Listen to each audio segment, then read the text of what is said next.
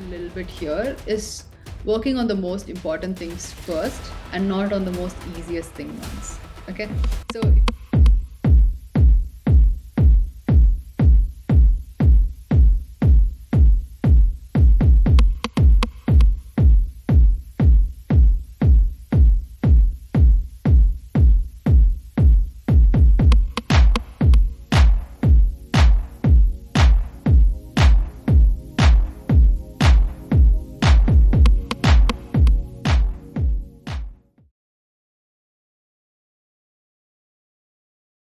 Productivity habits and time management are interrelated concepts that play a crucial role in achieving personal and professional success. Productivity refers to the efficient, effective use of time and resources to achieve a specific goal. Habits are repeated actions or behavior that become automatic over time and then play a crucial role or significant role in shaping our daily lives. When it comes to time management, it involves the systematic planning and organizations time to achieve maximum productivity and minimize stress. Hello and welcome to the Honest Talk by Freak Folks. I'm Harsh Pandey. For this particular session, we have with us very special guest today, Ms. Junofy Anto Rozarina, ma'am. She is currently working with SIGI as a behavioral scientist. She is also the founder and CEO of Indian Behavioral Economic Network, the non-profit promoting the field of behavioral sciences. She has worked as a lecturer, researcher, and consultant in the field of behavioral economic as decision making with organizations including the University of Zurich, Google, UNICEF, and UNDP. So, first of all, ma'am, I welcome you to in this session. Thank you so much for joining and actually agreeing to share your thoughts with us. it's a pleasure to be here. Thank you. Thank you, ma'am. So, moving to the topic of today's session, which we have chosen is psychology hacks to live better, productivity habits, and time management. So, I've got like multiple questions. So, we'll be taking first question like, how can actually reframing our thoughts actually increases our productivity? So, I want you to address this question for our viewers. Okay, sure. So if you like really look at productivity, it's a mix of multiple factors, right? Like one is just motivation, for instance. Correct. If someone's just more motivated, they're more productive, right? Another one is clarity of thought. So let's assume you're asked to do something that you really have no idea about. You're just less productive than if you really know what exactly you're supposed to do, right? True. So there are also obviously like multiple other factors, but I'm just gonna like focus on these two initially. Okay. So firstly is staying motivated. And if you look at motivation, the most motivated a person is when they're really close to their goal, right? In behavioral science, we call this goal gradient, which is basically, let's say you want to run 2 kilometers. You break it down into smaller goals. You say, okay, I'm just gonna run 100 meters and then decide. You run 100 meters and then you push yourself forward for another 100 meters, right? So you're making your goal a little closer than it seems.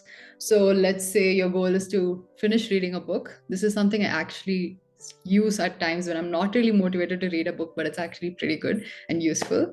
So there I push myself to read just 20 pages a day. I'm not allowed to read 21 pages. I'm not allowed to read 19 pages. It is 20 pages per day, and that's very possible. 20 Right. pages is like Yes. fine. The goal is to not finish the book, but just read 20 pages. So it becomes a lot more motivating and a lot more achievable. So this is basically just reframing the goal into something that's achievable. That really helps with motivation. And the other thing is a little bit more of consistency Okay. in terms of working forward. It's that even on days when you're not really motivated, you still have to work towards something, right? So again, this also helps with that, these goal gradients of having smaller goals. And the other thing is clarity of thought.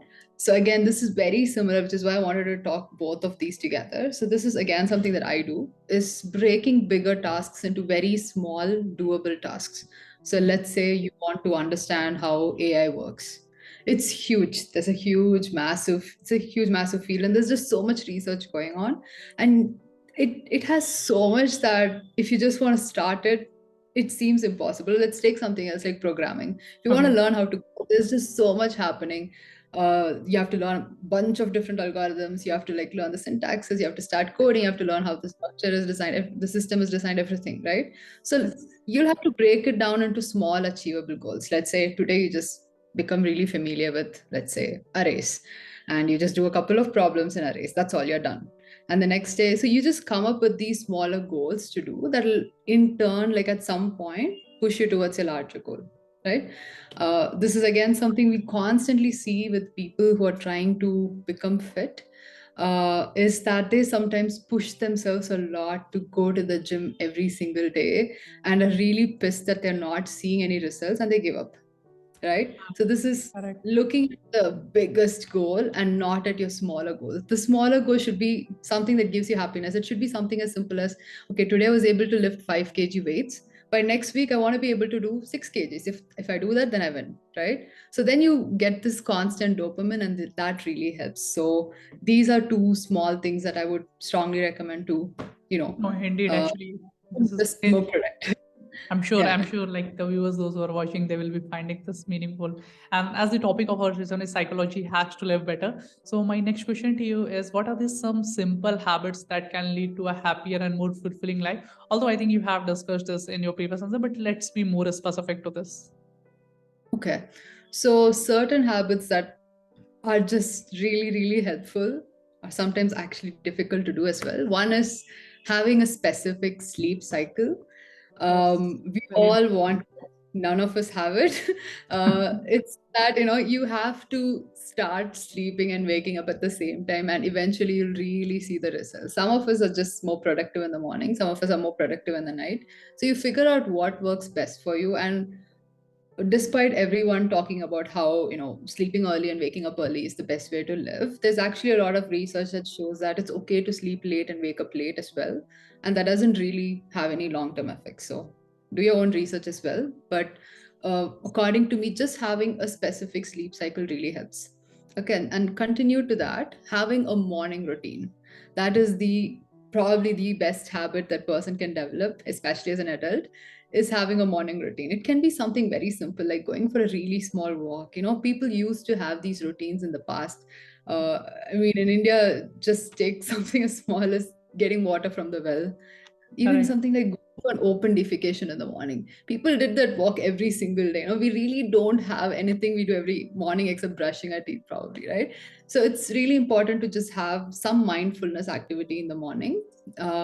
So my favorite one would be just taking a notebook, a pen, and just sitting there and letting my thoughts flow. So let's say I suddenly remember that I have something important to do. I just quickly write it down, and the thought just goes from my head because it's on paper now. I can do it later, right?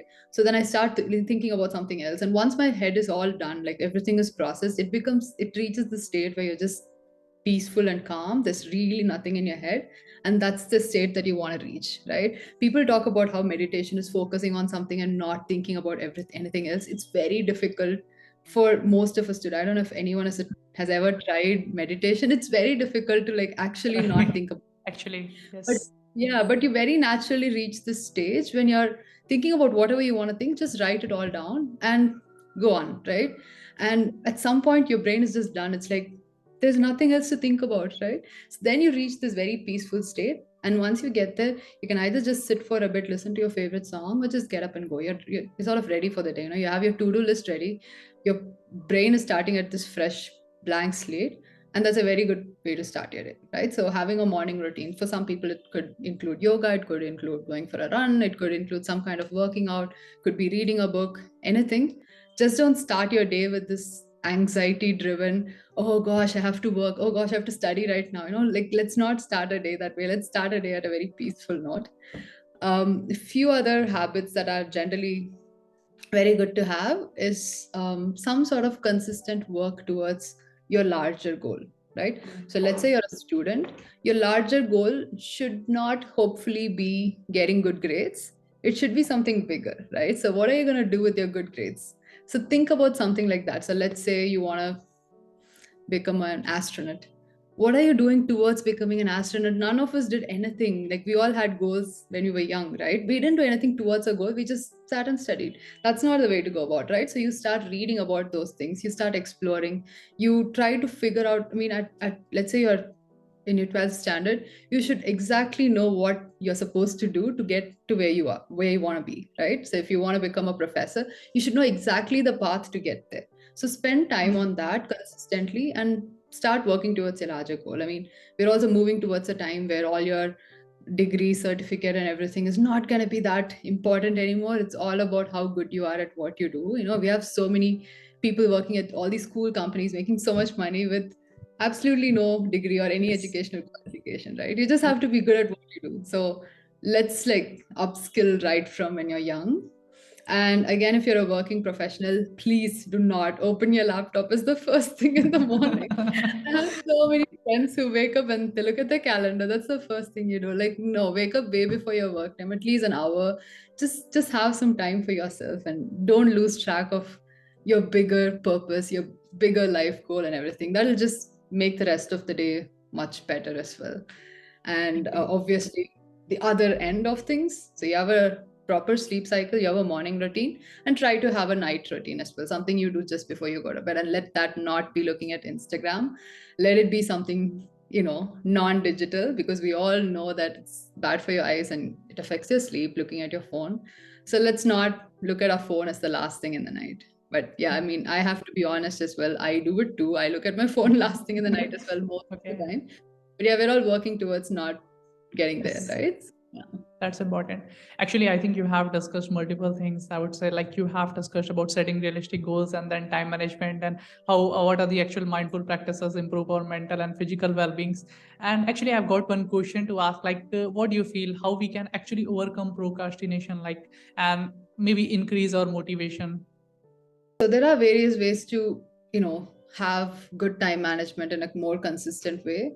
One is to, as I mentioned, have realistic goals and smaller goals. One is to like commit to those goals. So let's say you're working with your boss and you have to make this huge presentation that you have to like give it through this person, and she has to like look at it before you can submit it to the, let's say, a board member. Set smaller goals for yourself. I mean, this is really for you, but tell that to your boss that, hey, I'm working on these particular slides today, and by Wednesday I should have 7 slides ready. These slides should be done, and on Friday I'll have the analysis slide ready, and next week it should be good to go, right? Rather than saying on Monday I'll have everything ready, because we all know you're going to start working on it on Saturday. So when you break it down into smaller things, and then you have something we call as commitment device in behavioral science. It's called a commitment device. It's basically just using someone or something to commit to your goal, right? So this is generally super super helpful, right? And a lot of people have various ways of working. One of the more popular ways of working is, where you like work for 20 minutes and then take a short break, another 20 Yes. minutes, a short break. There are ways where, people work for 30-minute flows and then take a 5-minute break, another 30-minute flow, and then a half an hour break. So there are various ways you can work, but it is very helpful to do that. And another thing that I want to talk about a little bit here is working on the most important things first and not on the most easiest thing once. Okay. So if you like look at it as like 4 gradients, you can like have less important to most important, right? Easiest to hardest to do, right? What we often end up doing is doing the easiest ones because they're just easy to do. They Yes. don't necessarily have to be important, right? For example, if I have to, let's say, file my taxes, which is deadline is coming up in 2 days, let's assume, and I have to write this report, which is again like tedious to do, but I also have to, let's say, wash dishes. What do? I quickly go wash dishes, especially if I have a to-do list which says, wash dishes or do these things. Okay, which one do I do? I wash dishes because it gets me done with one of my activities, and it's so easy, it's Yes. relatively easier to do, right? So a lot of us sometimes end up prioritizing activities that are easy to do than that are actually super important, right? So prioritizing on the important tasks rather than the easiest task is important. And there's this really good book called, I think it's called Eat That Frog. It's a really good book, which basically talks about how just eat that frog first, because it's Okay. nobody wants to do that. So the frog is basically the difficult task that you really hate doing, but it's actually important, right?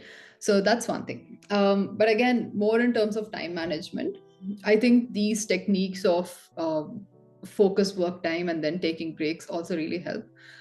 Some things that have personally worked really well for me or the people that I suggest these to is, let's say, putting your phone away with an hour timer inside a cupboard.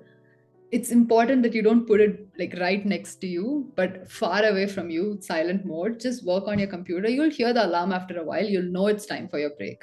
Till then, you don't even have to look at the time. You just keep working, right? And for most of us, as long as your phone is away, you're like 80% of your distractions are away, Exactly. right? Yes. I would very strongly suggest. I mean, I'm not asking you to like not look at your phone from morning till evening. Like, let's be realistic, right? Just take smaller work focus timing, Yes. hour, 45 minutes, whatever works for you. And I would again suggest you to start small and go big. So start off with, let's say, 20 minutes. So just 20 minutes, set an alarm, you go look at your phone, just stand there, look at your phone for a while, put it back there with another 20-minute timer, come back, work, go back, look at your phone for a bit. So make that a habit that your phone's never next to you when you're working, right? So that could be very, very helpful in terms of finishing work. So I don't know, on days when I have to, so I used to be an independent consultant where I could work whenever I wanted. It's really bad if you have really bad time management because nobody's there to like look at you, you know. You have a deliverable coming up in, let's say, 3 months. So you can technically just do nothing for 2.5 months and then work the last 10 days. So their time management becomes extremely critical. So I used to have specific day goals saying, okay, so today I just do these things. And on days where I have my phone next to me, I used to work, let's say, 6 hours. On days when I didn't have the phone next to me to do the exact same thing, it takes like 2.5 hours max. So, Okay. you know, like the amount of distraction your phone brings, especially on in jobs where Exactly. thinking is important, which is also my job, where I spend a lot of time just thinking about things rather than actually doing, where I have to think, come up with some structure, mental models, and then put it on paper, right? And let's say you're in the middle of this amazing thought loop where like everything is making sense, and then you get a WhatsApp notification and it's important. It all just goes away, right? And it's such a waste of time. So I would recommend that. Another thing is, as much as possible, try to go back to older times in terms of using a notebook and a pen. I don't know if anyone else does this, but I always have these next to me. Okay. I always have pens, I always have papers, notebooks, sticky notes around me. I have a whiteboard here. I write things around me. So these are very visible Yes. around me. To dos on my phone get done very slow versus to dos on my whiteboard because I can literally see it. So you make use of your environment. And it's again, on that note, it's very important to design the environment the way you want it. So in my environment currently has my computer, my pen, my notes, my sticky notes, and a bottle of water because I'm trying to drink more water. That's all, nothing else.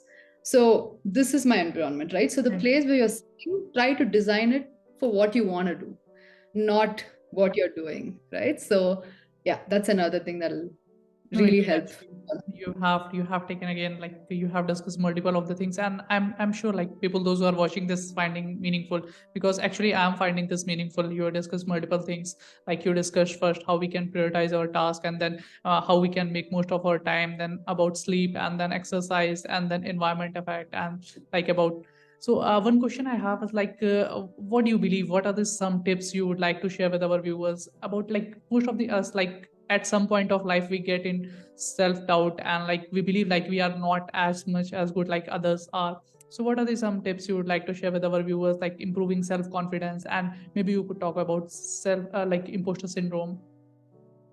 Yeah, absolutely. I mean, imposter syndrome is so real. And it's not at any particular level, like CEOs have it, presidents and prime ministers have it, Right. everybody has it, right? So, firstly, it's important to also acknowledge that it's not just you who's feeling that way, but it's everyone else. And this is a suggestion that I give to all my friends when they're going for interviews and they're nervous, is that, hey, the person who's interviewing you is also nervous. So Right. like, why do you think they're not nervous? Like, they're going to be talking to someone new as well. Like, everybody is nervous generally, right? And let's say you're making a presentation and there's this whole group of people there, and there's this other concept in behavioral science that talks about how we over amplify how much attention people are paying to us. So for example, let's say you wore two different socks today and it shows outside your shoe and it looks funny. Right. Very likely most people did not even notice it, Mm. right? Most people don't notice these things. Let's say you wore your shirt inside out, most people don't even notice these things, but then we always like come back and crib about, oh no, I embarrassed myself today. Like, you did not. Like, nobody cared, you know. No one And has that's seen. one thing that really helps, that everyone is having their own issues. Everyone is trying to figure out their life. Trust me that VP or CEO who's trying to hire you is also trying to figure out their life, right? We all are. So just understanding that will like little bit push up your confidence a little bit more. And the other thing, there's actually, I mean, there's another point I want to bring in here, is that there's a lot of research that talks about how women are much less confident than men while applying for jobs, or while, you know, pitching for a promotion and so on. There are very specific quantitative research showing that men apply for jobs where they're underqualified for, and women only apply if they're overqualified for a job. And that's just bad, right? So, and it's strong empirical data showing that, so we ought to believe it anyway. So again, specifically for women, especially women who have taken a break, where you feel like you've just lost track of the field. You're now, you know, you just like left out there and you have no idea what's happening. Trust me, everyone else who's applying for the job is feeling that way, right? Every other classmate of yours sitting to make that presentation is feeling that way. Every other startup founder pitching to your VC is feeling that way. And if you stutter doing your presentation with your VC has seen that like 100 times before, right? Everybody makes mistakes, and we often like over amplify our mistakes. So just acknowledging that really helps. Let's say you do something stupid, you embarrass yourself, tell yourself everybody does it. Like, how likely is that to like never happen before? Like, of course it happens before. So that's one thing. The other thing in terms of like specifically imposter syndrome is, again, firstly acknowledging it. Another thing you could potentially do is talk to people who are at similar level to you, right? So something that really helped boost my confidence when I was much younger and I was just starting off in my career was talking to people who were doing the job that I wanted to do, right? So I got on just cold call people, cold message people on LinkedIn, and connected with a bunch of people for like 30-minute call. Just spoke to them about like, hey, what do you do? Like, how do you find it? Is it difficult and all of that? And then you realize like, hey, they're all as confused and as clueless as you are, right? And that really helps. So I would suggest like doing that. And you reached out to me, for instance, and can you just imagine the number of people who do not reach out to people who they really want to talk to? It's just shooting a shot, right? So I would ask people to like take that extra step, like really push yourself to go forward.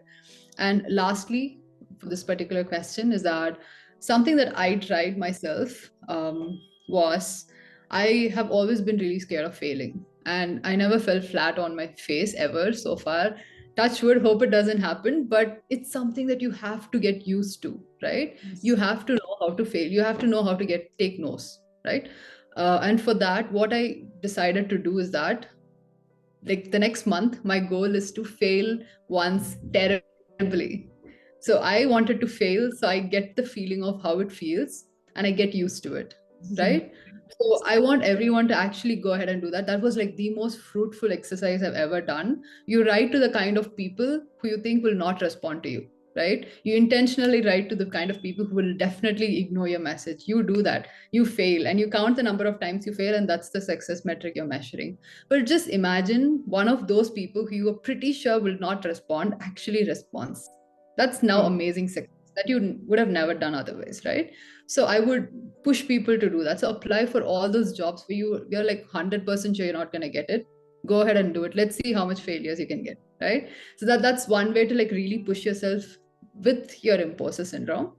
There's another thing that people generally talk about these days, is where, rather than, I mean, despite you feeling like you're not adequate because you have imposter syndrome, you can also trick yourself to think that, hey, I'm not adequate, but I'm going to trick all these people into thinking that I'm smart, right? So that's a way to like get ahead with imposter syndrome, but still like managing to not show it, put it out there. A lot of times when I've interviewed people, they say things like, when I ask them a question, they say something like, oh, yeah, I don't know that well, but, and they tell the perfect answer.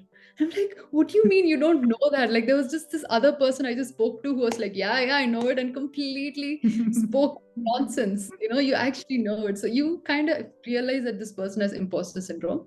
But then imagine a scenario where you're just visibly not confident.